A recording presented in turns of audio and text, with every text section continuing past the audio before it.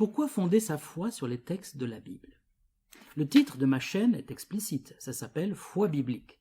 Et je partage dans mes vidéos une foi chrétienne fondée sur la Bible, donc la foi biblique. Pourquoi est-ce important pour moi?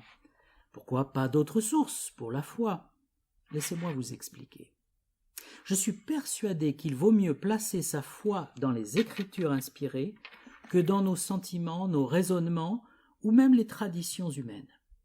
Nos sentiments, par exemple, ils sont changeants, parfois trompeurs. On peut sentir que quelque chose est bon et en fait, ça s'avère mauvais.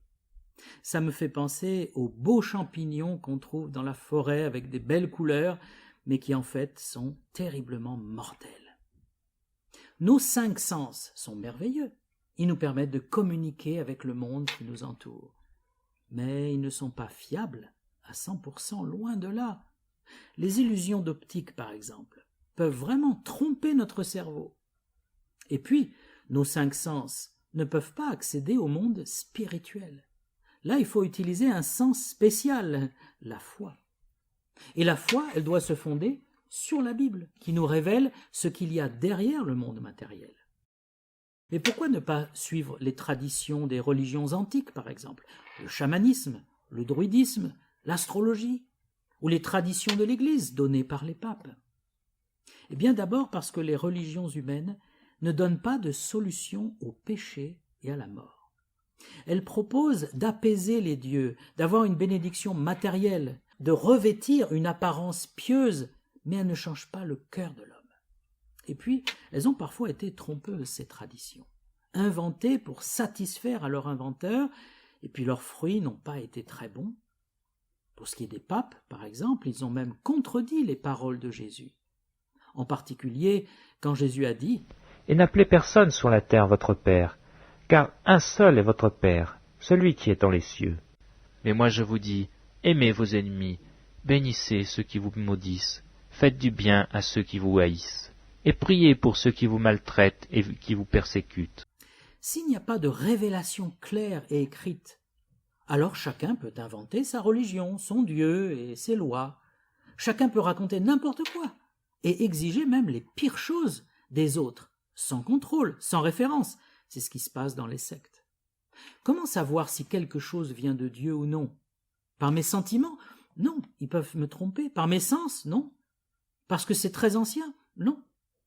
Pour moi, il n'y a qu'un outil fiable et sûr, c'est la révélation biblique, les saintes écritures.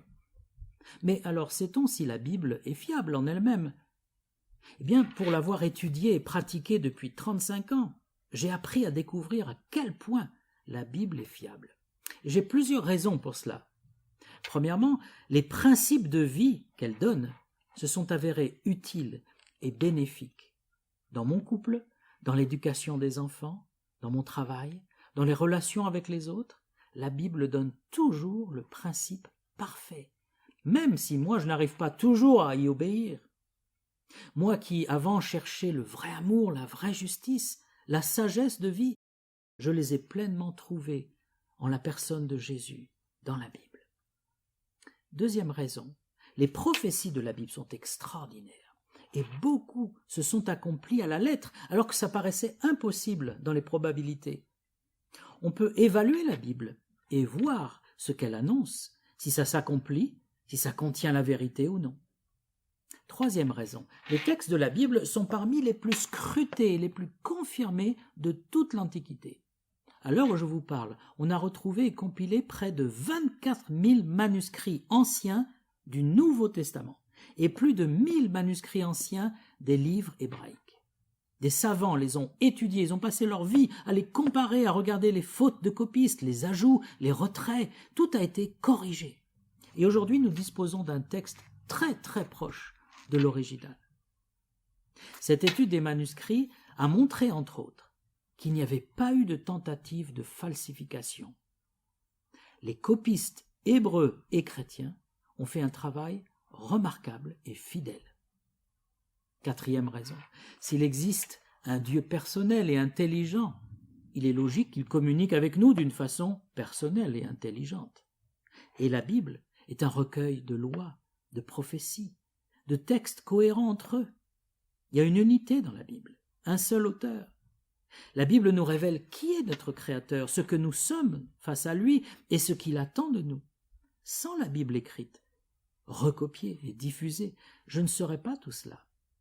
Il y aurait des oui-dire, des traditions orales, mais déformées, je ne saurais pas qui suivre, que faire, qui a raison, qui n'a pas raison. Mais avec la Bible, j'ai la parole de Dieu entre mes mains. Et je peux demander à Dieu de m'éclairer quand je la lis, quand je l'ouvre. Je dis cela particulièrement à mes amis catholiques, musulmans, juifs. La plupart se reposent sur ce que leurs chefs religieux leur disent. Les papes, les rabbins, les imams, les mollahs, et beaucoup ne lisent pas la parole de Dieu pour eux-mêmes. On leur a même déconseillé de le faire en leur faisant croire qu'ils pourraient s'égarer s'ils lisent la Bible sans que une élite de scribes, seuls capables de les comprendre, leur explique tout. S'il vous plaît, ne croyez pas ce mensonge. Ouvrez la Bible. Lisez un des 4 évangiles, ou lisez la Genèse, lisez une épître de Paul. Bien sûr, tout n'est pas facile, je le concède, car parfois le contexte de l'époque influence le texte, mais il y a des Bibles avec des notes explicatives. Et puis surtout, lisez les évangiles où les paroles de Jésus sont tellement simples et profondes et puissantes. Par exemple,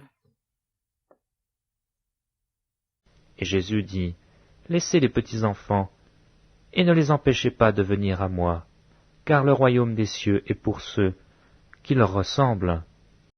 Car le Fils de l'homme est venu, non pour être servi, mais pour servir, et donner sa vie comme la rançon de plusieurs. Il y aura plus de joie dans le ciel pour un seul pécheur qui se repent, que pour 99 justes qui n'ont pas besoin de repentance. Car Dieu a tant aimé le monde qu'il a donné son Fils unique, afin que quiconque croit en lui ne périsse pas, mais qu'il ait la vie éternelle. » La parole de Dieu est extraordinaire. Elle nous parle directement. Mais en plus, si on croit ce qui est écrit, elle nous purifie, elle nous transforme, elle nous fortifie dans le bien. Et voilà pourquoi je place ma foi, non pas en une église, non pas en un homme qui sera bien imparfait, mais je place ma foi dans la Bible et Jésus-Christ seul. Je vous invite à faire de même. Je vous remercie de regarder ces vidéos, de les partager et surtout, lisez la Bible pour vous-même. À bientôt.